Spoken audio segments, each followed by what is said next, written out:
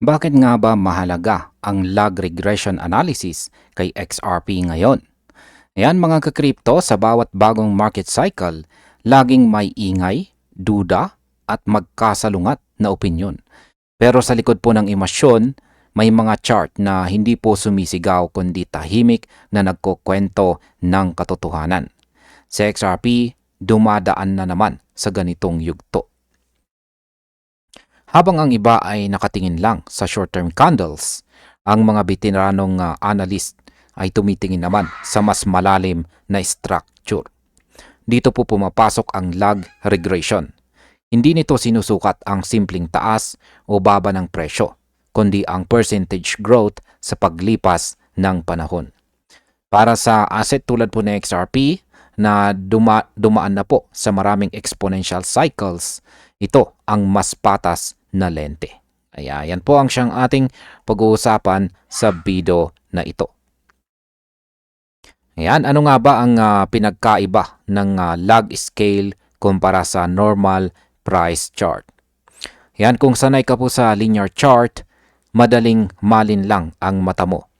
Dahil sa simula po ng buhay ni XRP, sobrang volatile ng galaw.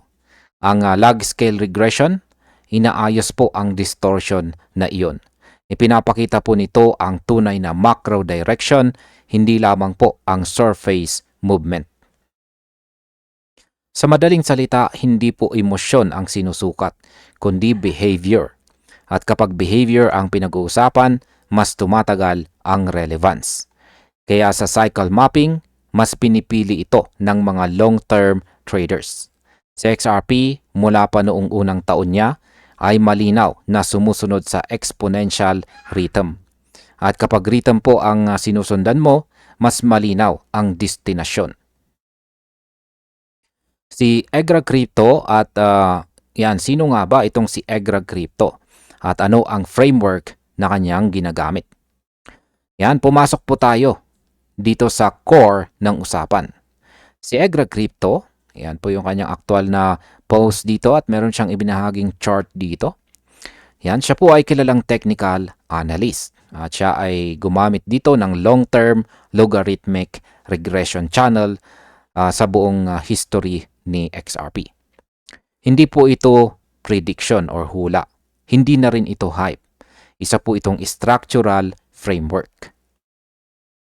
Ang modelong ito ay naghahati ng market sa tatlong pangunahing price zones. Bawat zone may sariling role sa cycle. May phase ng pagod, may phase ng expansion, at may phase ng climax. Hindi ito para sa mga impatient traders. Ito ay para sa mga marunong maghintay at saka marunong umintindi ng galaw ng market bilang sistema. Ngayon ay bakit po ba critical ang mean reversion level sa 3.40? Yan, or $3.40. Ayon po sa model ni EGRAG, ang unang major decision point ay nasa $3.40. Ito po ang mean reversion zone. Kapag sa XRP ay umabot dito at na-reject, ang mensahe ay malinaw. Meron pong structural weakness. Hindi dahil sa balita, hindi dahil sa fundamentals, kundi dahil hindi pa handa ang market. Pero kapag nag-close po sa XRP sa ibabaw ng $3.40, ibang usapan na ito.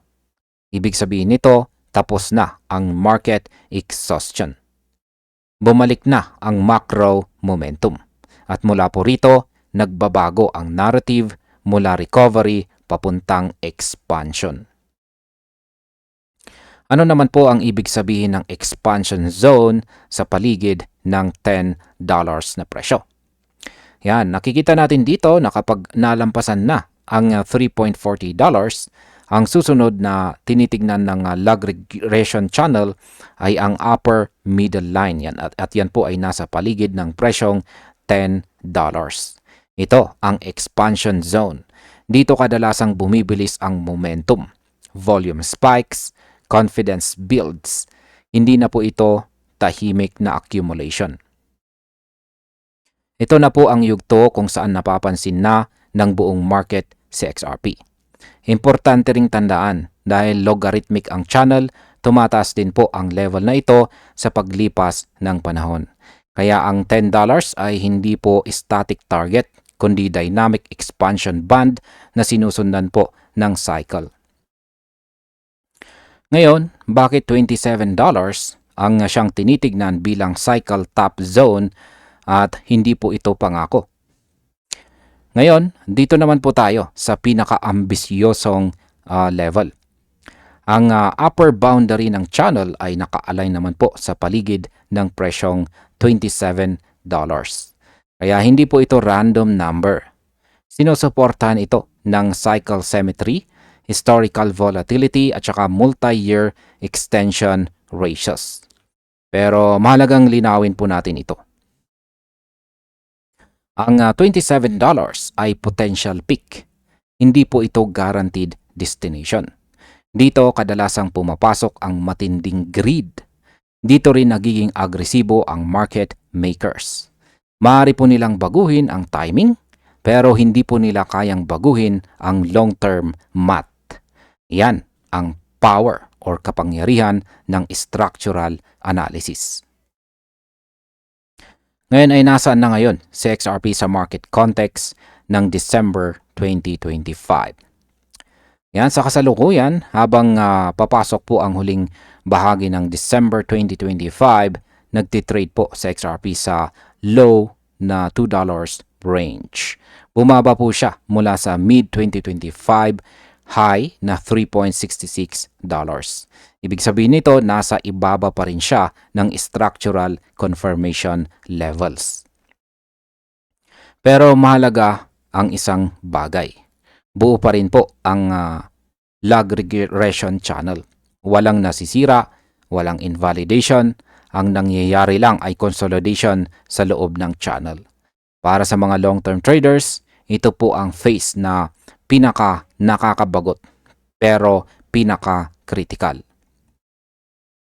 At bilang panghuli ay ano naman ang aking masasabi tungkol dito. Ngayon, ang tatlong level dito ay hindi po hula kundi gabay. Ang $3.40 para sa macro confirmation, ang $10 naman ay para sa expansion phase. At ang $27 ay para sa possible cycle top. Hindi lahat ng mga trader kailangan pong makarating sa dulo. Ang mahalaga, alam mo kung nasaan ka sa cycle. Dito po pumapasok ang risk management, position sizing at saka emotional discipline. Tulad po ng sabi ni Egra Crypto, sundan ang math, hindi ang ingay. Ang market lagi pong sumusubok sa pasensya bago ibigay ang gantimpala. At ayun, hanggang dito na lamang po tayo sa video na ito mga ka-crypto. Maraming salamat sa panunood.